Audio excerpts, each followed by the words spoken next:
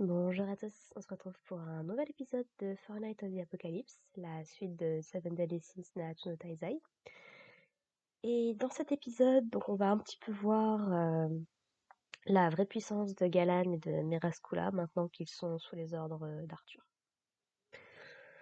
Donc ils sont beaucoup plus résistants et on va vite comprendre en fait qu'ils ont un petit peu perdu la boule, en tout cas que quelqu'un les manipule à distance, visiblement Arthur. Et du coup, qu'ils ne se rappellent plus vraiment avoir été des, des, des commandements sous les ordres du roi démon. Ils sont juste persuadés d'être des agents du chaos et ont beaucoup de mal à se souvenir de ce qu'ils faisaient jusqu'ici. Ils se souviennent juste de leur haine pour les 7 péchés capitaux. Ils ont bien l'intention de faire venir jusqu'à eux. Mais une commande dans leur tête leur dit également de détruire les 4 cavaliers de l'Apocalypse, les chevaliers sacrés ou encore toute autre race qui ne soit pas humaine et qui s'opposerait à la création du royaume éternel d'Arthur. Grosso modo, c'est un petit peu sur ça que se concentre l'épisode aujourd'hui.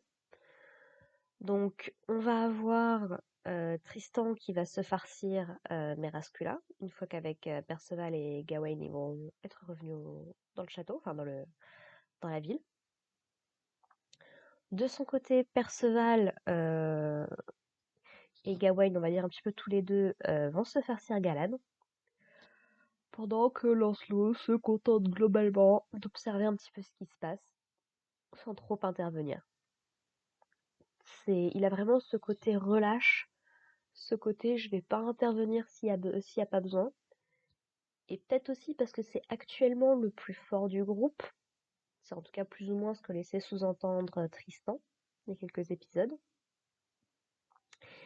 Et quand on découvre un petit peu plus sur ces personnages, sur nos 4 cavaliers de l'Apocalypse, on peut comprendre un peu plus pourquoi, puisque du coup, la magie de Tristan, il l'associe directement à Meliodas et Elisabeth. Jusque-là, il n'y a pas de problème. Gawain, effectivement, comme je l'avais prédit à l'épisode précédent, a un lien avec la magie d'Escanor. Alors, Gawain dit qu'elle ne veut plus entendre ce nom, mais c'est difficile de savoir si c'est parce qu'elle le connaît ou si c'est juste parce que ça l'embête qu'on l'ignore. Et c'est du côté de Lancelot où ça va devenir intéressant, puisque ça y est, la vérité sur ses origines nous est plus ou moins révélée, puisque on nous explique que Lancelot ressemble énormément à Ban et Elaine. Quand on sait que du coup, si c'est le fils d'Elaine, son oncle est King, le roi des fées, ce serait logique qu'il lui ait appris un petit peu des techniques dans ce genre-là. Et quant à Ban, effectivement, bon bah, ça peut expliquer son attitude, sa ressemblance un petit peu physique, son goût pour les lolis, dirons-nous. Si, je rappelle que dans le couple Ban et Elaine, c'est Elaine la plus vieille des deux. Je rappelle, juste pour être sûr. Donc bon, voilà. Arthur, du coup, qui observe un petit peu la scène avec un petit truc espion, va vite se rendre compte qu'effectivement, Gawain fait partie des 4 cavaliers de l'Apocalypse. On nous explique que Gawain, du coup, est la nièce d'Arthur. On n'a pas encore d'explication réelle du pourquoi, du comment. Et en voyant tout ça, du coup, Arthur se casse de Camelot, plus ou moins, parce il dit qu'il va aller évaluer un petit peu les 4 cavaliers de l'Apocalypse. On ne le voit pas intervenir dans cet épisode, mais peut-être dans le prochain, du coup. Et donc voilà, une grosse partie du combat, enfin, une grosse partie de l'épisode, du coup, c'est du combat, donc il n'y a pas énormément de choses à dire de très très intéressantes. À part que Gawain, du coup, encaisse très très bien les attaques de Gawain. On a Perceval, du coup, qui après s'être pris un mauvais coup, se relève grâce à l'espoir, grâce au sentiment de ceux qui l'entourent. Gawain, mis à part. Les Natian, Noni et Anne qui essayent d'arriver jusqu'au lieu du combat. Celui de Tristan et de Lancelot également. Donc voilà, on commence à sentir un petit peu une unité de groupe qui commence à se former avec les 4 cavaliers de l'Apocalypse. Plutôt intéressant. Et en fait, Gawain, pour réussir à se débarrasser de Galan, va du coup en fait réussir à téléporter sa petite dague, Rita, à l'intérieur de Galan en fait, et va le découper à partir de là. C'est plutôt efficace, effectivement. Et c'est là que du coup, alors qu'il est à moitié coupé en deux et qu'il est en train de se régénérer, qu'il y a un mini Percy qui se place au milieu et qui explose en fait. Donc a priori, Galan, c'est terminé, on n'en entendra plus parler. Du côté de Meraskula, du coup, on a un passage très très drôle où Meraskula lui dit qu'il ressemble énormément à sa mère, à Ellie la sanglante en fait, Elisabeth, la déesse d'il y a 3000 ans.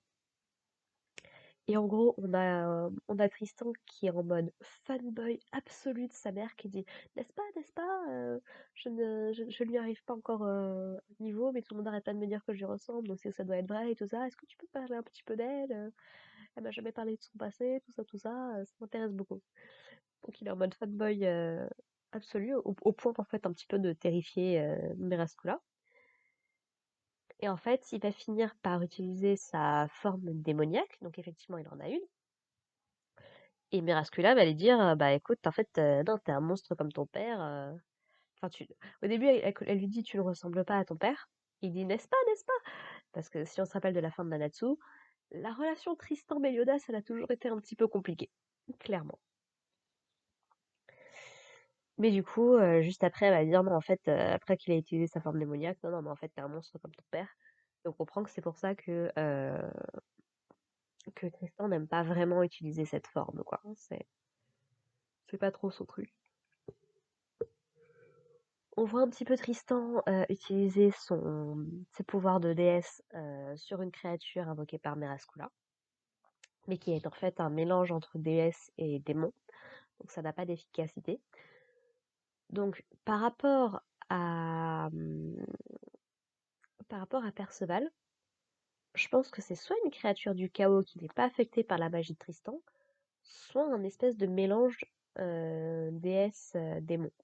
Puisqu'on sait qu'il parle la langue des démons, donc il doit forcément y avoir un lien d'une manière ou d'une autre de ce côté.